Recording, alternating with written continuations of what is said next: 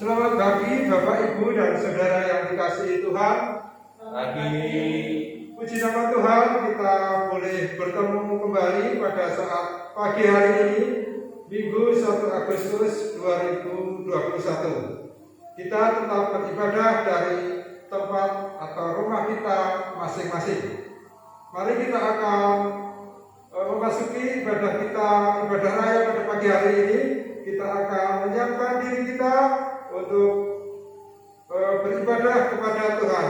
Silakan Bapak Ibu seluruh jemaat untuk mengambil waktu menyiapkan diri secara pribadi.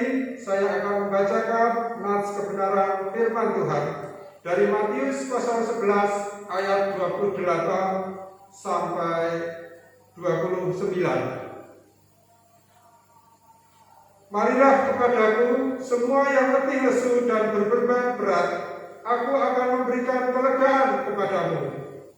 Pikulah kuk yang kupasang dan belajarlah kepadaku, karena aku lemah, lembut dan rendah hati, dan jiwamu akan mendapat ketenangan. Pujian nyanyi haleluya akan menyiapkan kita untuk memasuki ibadah kita pada pagi hari ini.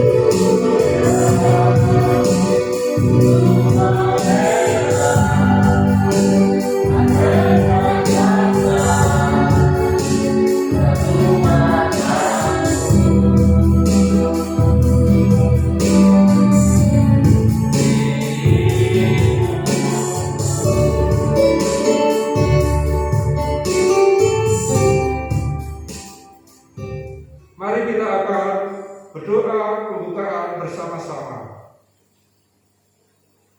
Tuhan kami, Tuhan Yesus Kristus, kami ucapkan syukur dan terima kasih Tuhan. Pada kesempatan pagi yang indah ini, kami boleh bersama-sama bersekutu untuk beribadah kepada-Mu dari tempat kediaman rumah kami masing-masing. Tuhan memberkati, Tuhan campur tangan dalam setiap ibadah kami dari tempat kami masing-masing. Dan Tuhan juga akan terus campur tangan untuk hamba-Mu yang ambil bagian dalam pelayanan pada pagi hari ini. Dan juga hamba-Mu yang akan menyampaikan kebenaran firman-Mu. Terima kasih Tuhan Yesus, terima kasih. Tuhan memberkati ibadah kami pada pagi hari ini. Hanya di dalam nama Tuhan kami Yesus Kristus, kami sudah berdoa dan bersyukur. Amin.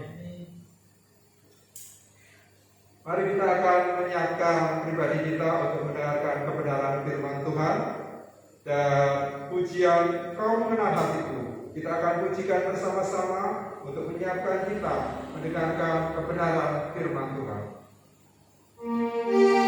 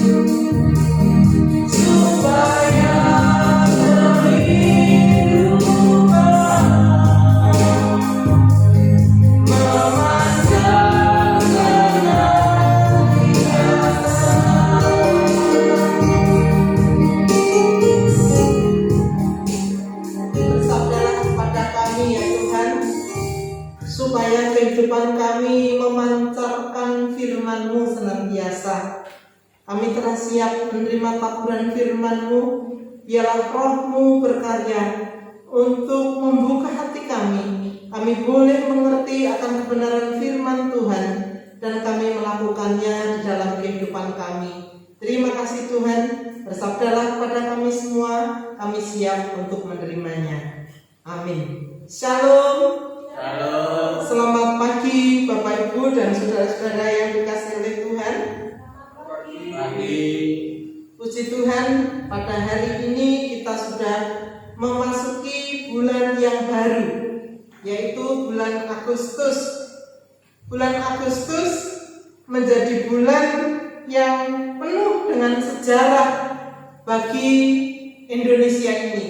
Karena pada bulan Agustus kita semua memperingati hari kemerdekaan, di mana Allah telah memerdekakan bangsa Indonesia melalui para pejuang negeri ini yang telah berjuang dengan sungguh-sungguh dan Allah memberikan kemerdekaan. Demikian pula di dalam kehidupan umat manusia, kita semua adalah orang-orang yang berdosa. Sehingga di dalam Roma 3 ayat yang ke-23 dikatakan bahwa semua orang telah berbuat dosa dan telah kehilangan kemuliaan Allah. Bapak Ibu dan saudara-saudara yang dikasihi oleh Tuhan, Allah memberikan kemerdekaan kepada kita semua supaya kita sebagai umat Allah sungguh-sungguh merdeka di dalam kehidupan kita dari ancaman penghukuman dosa. Tidak ada satu orang pun yang tidak berdosa. Saya, Bapak Ibu dan saudara-saudara, bahkan pada hari ini pun kita tidak bisa menghitung berapa dosa yang sudah kita perbuat. Oleh sebab itu kita menjadi manusia yang ada di bawah hukuman dosa, ancaman hukuman dosa. Namun Allah memerdekakan kita. Mari kita bersama-sama melihat di dalam Galatia 5 ayat yang pertama. Surat Galatia pasal 5 ayat yang pertama. Saya akan membaca untuk Bapak Ibu dan saudara-saudara sekalian. Supaya kita sungguh-sungguh merdeka, Kristus telah memerdekakan kita. Karena itu berdirilah teguh dan jangan mau lagi dikenakan perhambatan. Supaya kita sungguh-sungguh merdeka. Kita tidak lagi di bawah kuasa dosa. Kita tidak lagi di bawah ancaman penghukuman karena dosa-dosa kita. Maka Kristus telah memerdekakan saya, Bapak Ibu dan saudara-saudara sekalian. Dengan mati di kayu salib, Kristus yang tidak berdosa dibuat menjadi berdosa dengan mati di kayu salib untuk menebus saya, Bapak Ibu dan saudara-saudara. Hanya melalui darah Kristus kita dimerdekakan. Ada 3 hal yang perlu kita pelajari dari Galatia 5 ayat yang pertama ini. Yang pertama, Kristus telah memerdekakan kita. Kita melihat di dalam Roma 6 ayat yang ke-23. Surat Roma pasal 6 ayat yang ke-23. Roma pasal 6 ayat yang ke-23 firman Tuhan. Sebab upah dosa ialah maut, tetapi karunia Allah ialah hidup yang kekal dalam Kristus Yesus Tuhan kita. Roma 6 ayat yang ke-23. Sebab upah dosa adalah maut. Upah dosa adalah maut. Kita yang telah melakukan dosa, maka kita pastinya mendapatkan upah, yaitu maut, kematian yang kekal. Tapi kasih karunia Allah adalah hidup yang kekal di dalam Kristus Yesus Tuhan kita. Puji syukur kepada Tuhan. Karena Yesus Kristus mau mati untuk menebus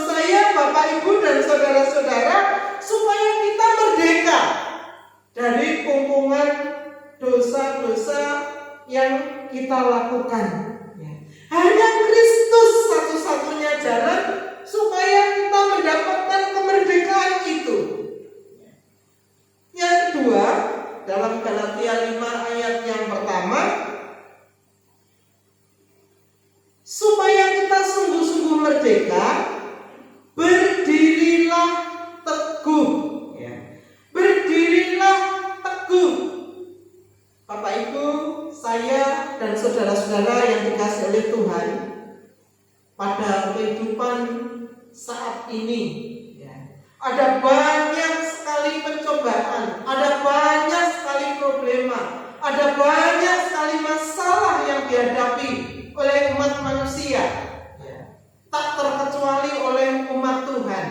Ya. Dengan adanya pandemi ini, sungguh-sungguh tatanan kehidupan begitu dirubah, ya, baik ekonomi, sosial, ya, keamanan dan lain sebagainya, pendidikan dan lain sebagainya, semua mengalami perubahan. Ya. Ada banyak orang yang mulai goyah di dalam kehidupannya.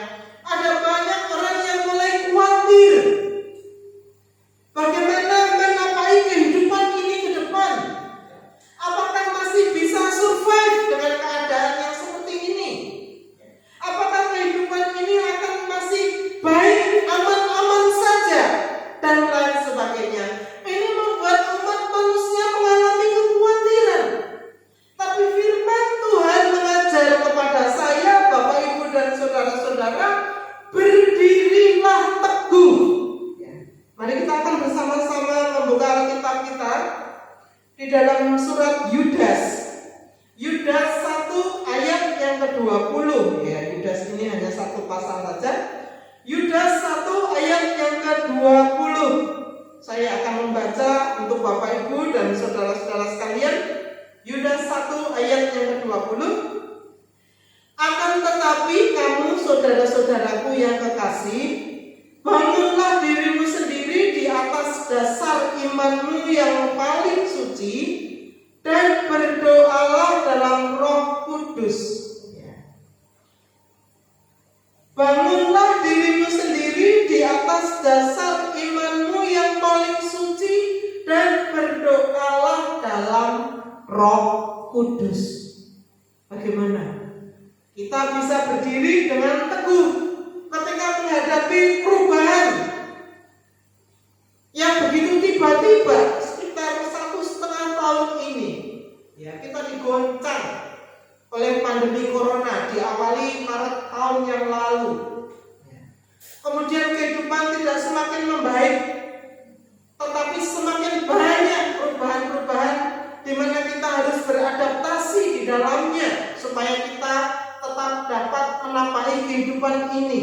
Ya. Firman Tuhan memberikan nasihat kepada saya, Bapak, Ibu, dan saudara-saudara, bangunlah dirimu sendiri di atas dasar iman yang paling suci.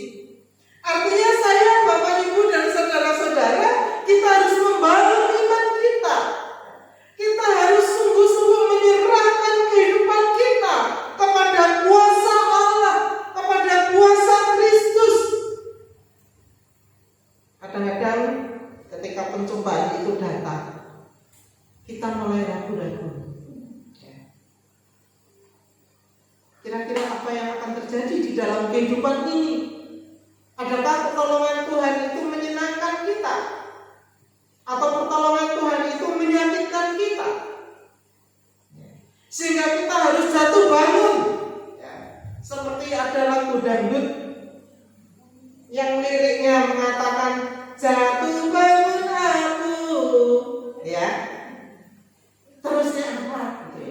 Ada banyak kehidupan umat manusia yang jatuh bangun. Oleh sebab itu firman Tuhan mengajar kepada kita, bangunlah imanmu sendiri. Ya. Iman yang paling suci ini, kepercayaan kita kepada kuasa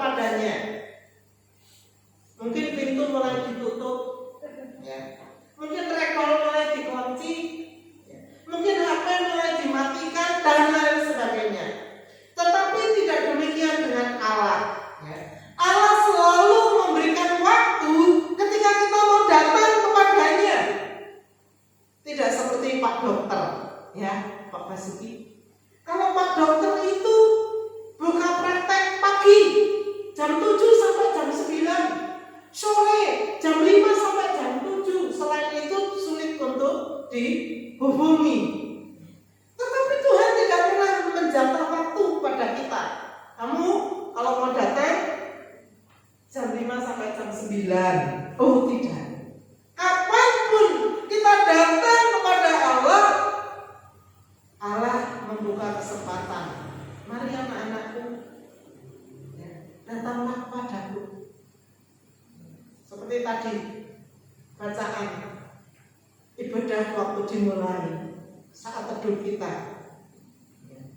Allah memberi kesempatan kepada saya, Bapak Ibu dan saudara-saudara sekalian, supaya kita membangun kehidupan doa kita. Karena doa kita tidak sia-sia. Sebagaimana Yakobus 5 ayat 16b, doa orang yang benar jika dengan apa Bapak Ibu dan saudara-saudara? Yakin didoakan, maka sangat besar kuasanya. Ya. Jadi yang punya kuasa di dalam doa bukan hanya Pak Pendeta, bukan hanya pengurus gereja, tetapi setiap orang yang percaya kepada Tuhan. Kita membangun kehidupan doa kita kepada Tuhan, kehidupan kita diperkenan oleh Tuhan. Doa kita punya kuasa yang sangat besar. Inilah kenapa Tuhan menghendaki supaya kita membangun kehidupan doa kepadanya. Kemudian yang ketiga, supaya kita sungguh-sungguh merdeka. Yang ketiga, jangan mau lagi dikenakan perhambaan. Galatia 5 ayat 1 tadi yang sudah kita baca.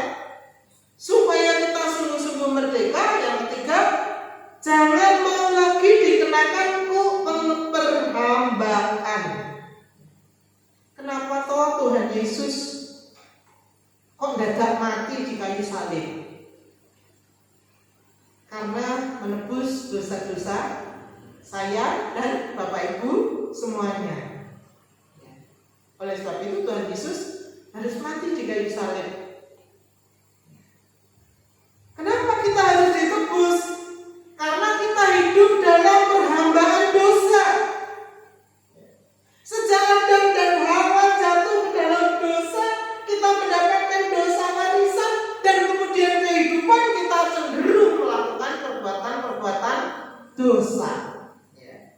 Mungkin kita menyakiti anak kita, menyakiti pendamping hidup kita, menyakiti rekan kerja kita, menyakiti orang tua, bos, dan lain sebagainya, tanpa kita sadari atau bahkan kita sadari kita melakukannya. Nah, saya, Bapak Ibu dan saudara-saudara, firman Tuhan menasihatkan kepada kita, jangan mau lagi dikenakan perhambaan. Mari kita bersama-sama melihat 1 Petrus 2 ayat yang ke-16. 1 Petrus 2 ayat yang ke-16. 1 Petrus 2 ayat yang ke-16. Saya akan membacakan untuk Bapak Ibu dan saudara-saudara sekalian. Hiduplah sebagai orang merdeka dan bukan seperti mereka yang menyalahgunakan kemerdekaan itu untuk menyelubungi kejahatan-kejahatan mereka, tetapi hiduplah sebagai hamba Allah. Bagaimana yang ketiga? Jangan mau lagi dikenakan perhambaan dengan menggunakan kemerdekaan ini, tetapi bukan untuk menyelubungi kejahatan-kejahatan. Jangan lagi kembali kepada kejahatan-kejahatan lama yang membuat kita ada di bawah dosa. Tetapi firman Tuhan mengajar kepada saya, Bapak Ibu dan saudara-saudara, hiduplah sebagai hamba Allah. Apakah hamba Allah itu hanyalah pastor, pendeta? Bukan. Hamba Allah adalah orang-orang yang sudah ditebus oleh Allah melalui darah Kristus yang telah dicurahkan mati di kayu salib. Jadi saya, Bapak Ibu dan saudara-saudara semua, setiap orang yang percaya kepada Allah, dialah hamba Allah. Kita sebagai orang-orang yang sudah dimerdekakan melalui darah Kristus, Allah berkehendak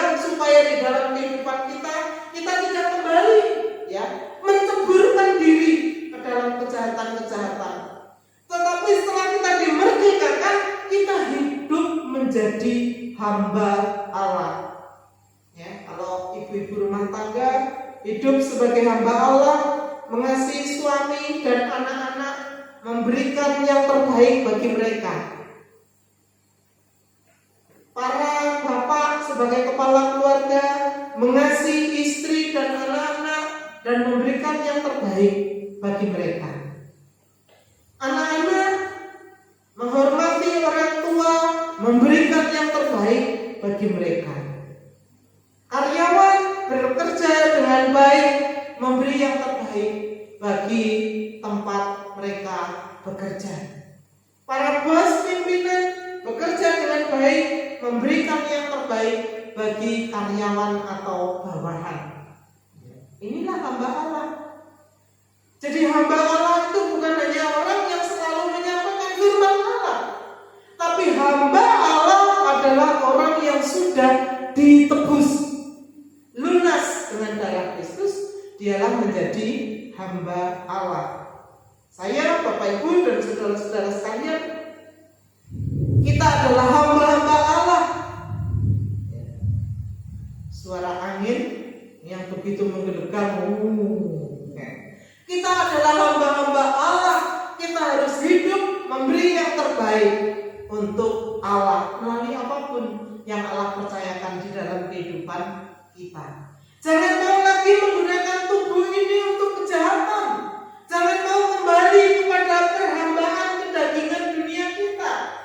Tapi mari kita memandang kepada Allah yang mempunyai kehidupan kita dan memberi yang terbaik kepadanya. Mari kita akan berdoa. Kami mengucap syukur pada Tuhan, jikalau pada pagi hari ini Engkau mengingatkan kami bahwa Engkau sudah menebus kami melalui darah Kristus, menyucikan kami, menguduskan kami, supaya kami meninggalkan kehidupan lama kami, supaya kami hidup sebagai hamba Allah, supaya kami membangun iman kami senantiasa dan hidup di dalam doa. Terima kasih Bapa atas kebenaran firman-Mu. Tanamkanlah dalam kehidupan kami. Beri kami kekuatan untuk menapai kehidupan ini, memberi yang terbaik sehingga nama-Mu dipermuliakan. Dalam nama Tuhan Yesus Kristus kami naikkan syukur atas berita firman Tuhan. Amin. Bapak, Ibu dan saudara-saudara yang dikasihi oleh Tuhan, mari kita bangkit bagi Yesus. Kita naikkan pujian bangkit bagi Yesus. Kita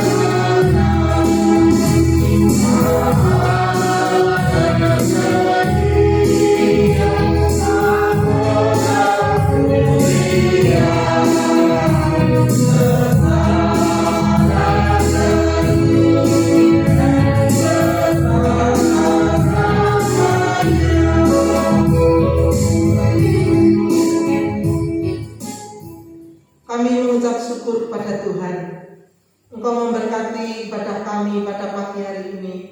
Kiranya seluruh rangkaian ibadah kami boleh berkenan di hadirat Tuhan, menjadi dupa yang berbau harum dan memuliakan nama Tuhan.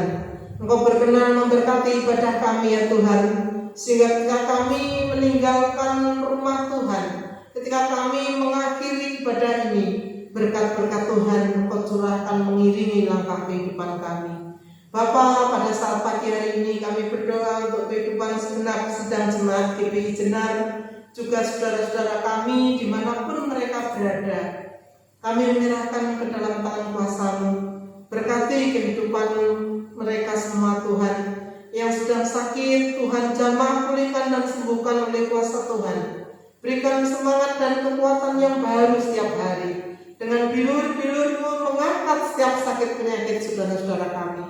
Kami berdoa untuk rumah tangga anak-anak-Mu. Diberkatilah pekerjaan, usaha, juga pelayanan yang Tuhan percayakan. Diberkatilah pergumulan-pergumulan kehidupan mereka. Tuhan turun tangan untuk memberi jalan keluar bagi setiap beban kehidupan umat Tuhan, sehingga mereka mendapatkan kelegaan. Kami menyerahkan putra-putri segenap sidang jemaat Tuhan. Berikan kepandaian, kecerdasan dalam mereka bersekolah, supaya mereka sukses. Masa depan mereka kami serahkan kepada Tuhan. Engkau memberi yang terbaik bagi putra-putri kami. Engkau memberikan pekerjaan yang terbaik bagi mereka. Engkau juga mencukupi kebutuhan-kebutuhan pendidikan putra-putri kami semua. Tuhan Yesus, saat ini juga kami berdoa untuk Gereja Baptis Indonesia Jenar. Kami mengucap syukur atas segala berkat-berkat Tuhan bagi gereja-Mu. Tuhan persatukan seluruh sidang jemaat, supaya kami semua boleh bergandeng tangan, memberikan pelayanan yang terbaik bagi kemuliaan nama Tuhan. Dimanapun Tuhan menempatkan kami, kiranya Tuhan memakai kami untuk memberikan teladan yang baik bagi masyarakat di sekitar. Berkati pengurus gereja, panitia perancang yang dipimpin oleh Bapak Bambang Karyono, supaya terus dapat bekerja dengan baik. Hikmat Tuhan menyertai hamba-hamba-Mu, dan kiranya kemuliaan hanya bagi nama Tuhan. Bapak Surgawi, kami juga berdoa untuk gabungan Gereja Baptis Indonesia, baik badan pengurus nasional, badan pengurus daerah, Yayasan Baptis Indonesia, Yayasan Rumah Sakit Baptis Indonesia, lembaga-lembaga baptis, sekolah-sekolah tinggi teologi baptis, universitas baptis. Kami menyerahkan lembaga pertanian baptis, semuanya Tuhan. Engkau yang telah memilih hamba-hamba-Mu, berikan hikmat pada mereka. Berikan kemampuan melakukan tugas-tugas pelayanan yang Tuhan percayakan. Tuhan pakai seluruh umat baptis untuk mendukung setiap program-program yang telah disepakati bersama, baik melalui kongres, melalui munas maupun melalui mubes. Kiranya Tuhan berkarya atasnya. Kami juga berdoa Tuhan untuk bangsa Indonesia ini. Kami menyerahkan para pemimpin negeri ini dari pusat sampai ke pelosok tanah air. Tuhan, Engkau memberikan hikmat, Engkau memberikan kekuatan, Engkau memberikan pimpinan bagi para pemimpin negeri ini, sehingga mereka mengambil kebijakan-kebijakan yang terbaik menurut kehendak dan rencana Tuhan. Demikian pula di dalam mengatasi pandemi yang terus berkepanjangan ini, kiranya tangan Tuhan memberikan pertolongan. Kami menyerahkan tim medis, kami menyerahkan para dokter, para perawat, juga seluruh karyawan rumah sakit yang terus bekerja dengan baik, juga Satgas Covid, supaya Tuhan melindungi mereka, Tuhan menyertai mereka, memberikan kekuatan kesehatan yang berkelimpahan, sehingga mereka dapat menolong sesama kami, saudara-saudara kami yang terpapar Covid. Dan kiranya pandemi ini terus akan dapat dihentikan oleh kuasa Tuhan. Terima kasih Tuhan, terpujilah nama-Mu. Sidang jemaat yang dikasihi oleh Tuhan, kiranya damai sejahtera yang dari Allah Bapa, kasih dan pengorbanan Kristus Yesus, serta persekutuan dengan Roh Kudus senantiasa menyertai kita dari sekarang sampai selama-lamanya.